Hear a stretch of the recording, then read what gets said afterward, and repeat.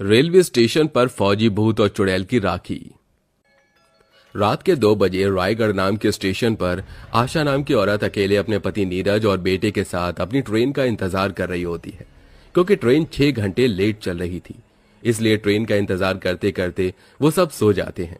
Station पर सिर्फ आशा अपने पति और बच्चे के साथ अकेली होती है और ज्यादा रात होने की वजह से सारी दुकानें भी बंद हो जाती हैं। पर तभी बच्चे की आंख खुलती है और वो चुड़ैल को राखी लेकर घूमते हुए देखता है। भाई, तुम कहाँ हो? देखो, तुम्हारी छोटी तुम्हें कब से ढूंढ रही है।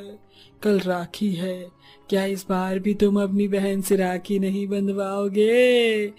बेटा, क्या तुमने यहाँ किसी फौजी अंकल को देखा है? नहीं।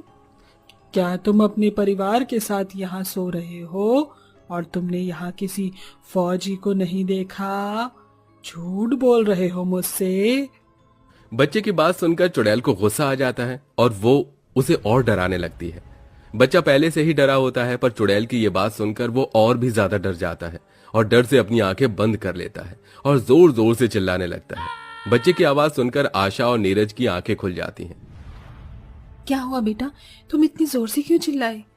माँ, मैंने यहाँ एक चुड़ैल देखी जो राखी लेकर घूम रही है और किसी फौजी के बारे में मुझसे पूछ रही थी, और जब मैंने उसे मना किया तो वो मुझे मारने के लिए आगे बढ़ी।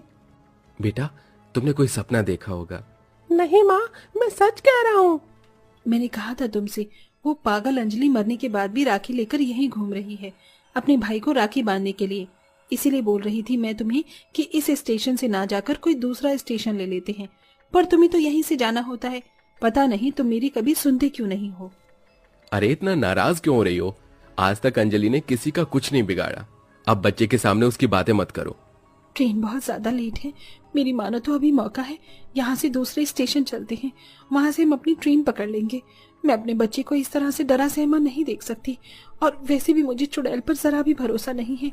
चुड़ैल बनने के बाद चुड़ैल सिर्फ खून की प्यासी होती है। माँ, आप और पापा किसकी बातें कर रहे हो? बच्चा अपनी माँ से जैसे ही सवाल करता है, अंजलि उसे बच्चों के सामने एक बार फिर आ जाती है और उस बच्चे के सवाल का जवाब देती है। तुम्हारी माँ मेरी बात कर रही है। क्यों भाभी, सही कहा ना मैंने? अंजलि, तुम? क्या हुआ भाभी, मुझे देखकर डर क्यों गई? मुझे इस स्टेशन पर जितना इंतजार अपने भाई का है, उससे कहीं ज्यादा इंतजार आपका था। अंजलि, ये तुम क्या बोल रही हो? भाभी, भैया को बताया नहीं कि मैं आपका इंतजार क्यों कर रही हूँ?